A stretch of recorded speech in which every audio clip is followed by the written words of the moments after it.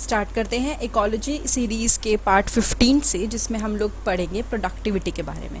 इससे पहले के पार्ट्स में हम लोगों ने पढ़ा जो इकोसिस्टम के कंपोनेंट होते हैं, जैसे कि productivity, decomposition, energy flow, nutrient cycling. इस पार्ट में हम लोग प्रोडक्टिविटी को डिटेल में पढ़ेंगे। A constant input of solar energy is the basic requirement for any ecosystem to function and sustain। यानी कि जो सोलर एनर्जी का इनपुट होता रहता है कंटिन्यूसली, जो सोलर एनर्जी हमें मिलती रहती है, सन से जो एनर्जी हमें मिलती है, वो किसी भी इकोसिस्टम को चलाने के लिए, फंक्शन करने के लिए बहुत ज़रूरी है। यानी उसी की वजह से जो इकोसिस्टम है वो प्रॉपर सस्टेन रह सकता है। Primary production is defined as the amount of biomass or organic matter produced per unit area over a time period by plant during photosynthesis. अब होता क्या है, जो प्राइमरी प्रोडक्शन है उसको हम कैसे डिफाइन करते हैं? जो बायोमास या ऑर्गेनिक मैटर प्रोड्यूस हो रहा है, ठीक है, जो बायोमास या फिर ऑर्गेनिक मैटर प्रोड्यूस हो रहा है पर unit area over a time period. इतने मतलब कितने एरिया में, जितने भी एरिया में बायोमास प्रोड्यूस हो रहा है पर्टिकुलर टाइम पीरियड में, उसको हम लोग बोलते हैं प्राइमरी प्रोडक्शन। ठीक है। नाउ अब ये कब होता है? फोटोसिंथेसिस के टाइम पे होता है। इसको हम एक्सप्रेस करते हैं वेट में, इन टर्म्स ऑफ वेट या फिर एनर्जी के टर्म्स में। इन दोनों में हम उसको एक्सप्रेस करते हैं कि इतना बायोमास है। The rate of biomass production is called productivity. यानी कि जो हमारा बायोमास जो पूरा रेट है उसका प्रोडक्शन का, यानी कि बाय टाइम, अगर जितना भी बायोमास प्रोड्यूस हुआ जितने टाइम में, तो उसको हम किस में एक्सप्रेस करते हैं? उसको बोलते हैं प्रोडक्टिविटी। तो उसकी यूनिट भी दे रखी है कि सिर्फ बायोमास को अगर एक्सप्रेस करना हो तो समझ लो वेट और एनर्जी लेते हैं, लेकिन जब आप रेट दिखाते हो, रेट ऑफ बायोमास, तो आप वेट दिखाते हो और उसके साथ टाइम भी दिखाते हो। ठीक है। To compare the productivity of different ecosystem. जो प्रोडक्टिविटी होती है वो क्या बताती है? अगर आपको एक जगह की प्रोडक्टिविटी मिल गई, उसके बाद आपने कहीं और की निकाली, तो इससे आप कंपेयर कर पाओगे कि कहाँ की प्रोडक्टिविटी बेटर है। It can be divided into gross primary productivity and net primary productivity. देखिए ये ना बहुत इंपॉर्टेंट चीज़ है जो बहुत बार पूछी जाती है। प्रोडक्टिविटी को आप दो पार्ट में डिवाइड कर सकते हो। एक हो गई gross primary productivity, that is GPP, and फिर एक हो गई net primary productivity, that is NPP। Gross primary productivity of an ecosystem is the rate of production of organic matter during photosynthesis। यानी कि अगर हम बात करें किसकी? Gross primary productivity. कोई भी इकोसिस्टम की ग्रॉस प्राइमरी प्रोडक्टिविटी क्या होती है? ऑर्गेनिक मैटर जो प्रोड्यूस हुआ है ड्यूरिंग फोटोसिंथेसिस।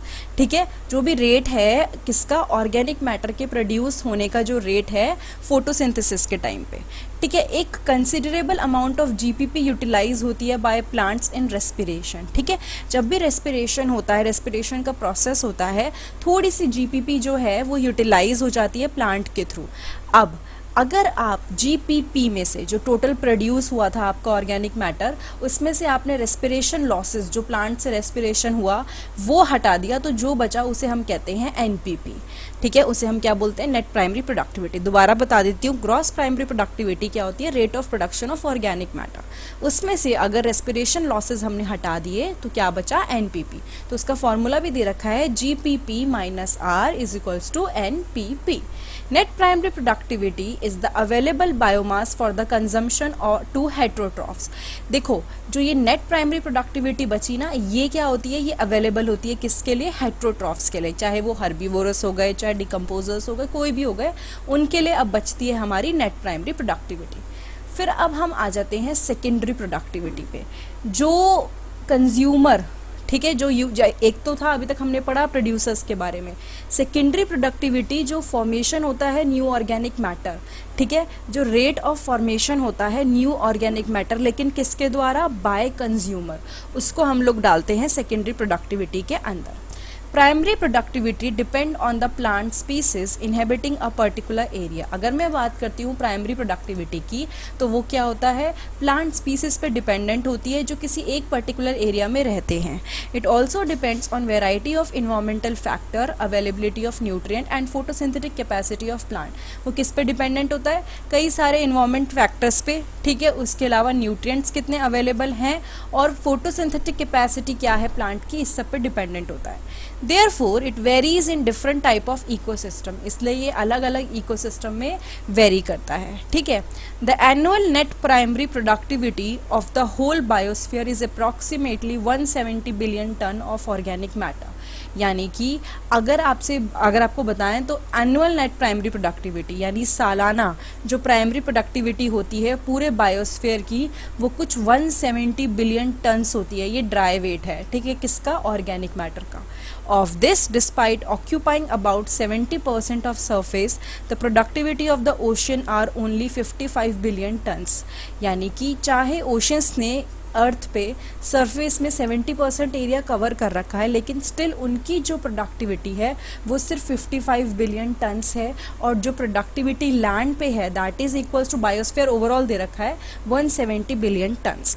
तो जितना भी बचा हुआ है यानी कि 70% अगर सिर्फ उसका पानी का है, ओशन का है, तो बचा हुआ सारा किसका हुआ? लैंड का हुआ। तो ये हमने क्या पढ़ा? प्रोडक्टिविटी, जो एक बहुत ही इंपॉर्टेंट कंपोनेंट है इकोसिस्टम का, ठीक है।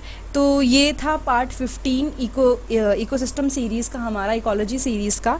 अगर ये वीडियो आपको अच्छी लगी है तो प्लीज़ लाइक, कमेंट, सब्सक्राइब और शेयर करना मत भूलिएगा। इसके और पार्ट्स देखने के लिए आप नीचे डिस्क्रिप्शन बॉक्स में चेक कर सकते हैं, वरना मेरे चैनल पे जाइए, वहाँ पे प्लेलिस्ट पे क्लिक कीजिए और आपको अलग अलग प्लेलिस्ट मिलेंगी जिसमें ecology with Indian study YouTuber, 12th biology, 11th biology, ये सारी काम की आपके प्लेलिस्ट हैं जिसमें आपको अपने इंटरेस्ट के चैप्टर मिल जाएंगे।